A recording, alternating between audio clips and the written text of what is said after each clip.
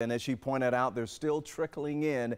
Ryan Kruger lets us know where we stand right now. Ryan? Yeah, all right, Ron. So the Kemp campaign says his lead so insurmountable. He is the governor-elect. Abrams campaign saying not so fast. We're going to look at those numbers in just a second. Right now, let's look at the latest numbers in the race. You see Kemp a little less than 55,000 votes ahead. Here's the important thing, just above 50%. That will get him into the governor's mansion. Stacey Abrams will need to pick up a little less than 22,000 additional votes to force a runoff.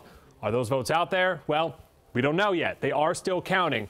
All of these counties you see in the orange, all of those are the counties that have already certified their elections, except for the green county. That is Gwinnett County. They have not yet certified their results. They're going to do so tomorrow. Remember, Abrams won Gwinnett County by double digits. Let's talk about provisional ballots that are still out there. According to the Kemp campaign, there were only 21,000 provisional ballots cast in the entire state. Remember, Abrams needs 22,000. So Kemp campaign says right there, proof. Election's over. Abrams campaign says not so fast. We just got these numbers. They've been telling us all along they have a different set of numbers. They told us tonight 30,000 provisional ballots were cast. They say they actually went to every single office in the state. That's how they got the 30,000 number.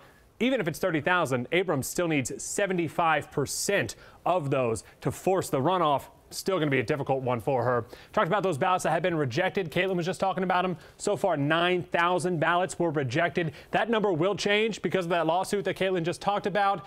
And so that leaves us to what we have right now. Why is there a discrepancy between the two campaigns? Well, because as many of those lawsuits argue, there are no uniform rules across the state. One reason we have so much confusion, Ron.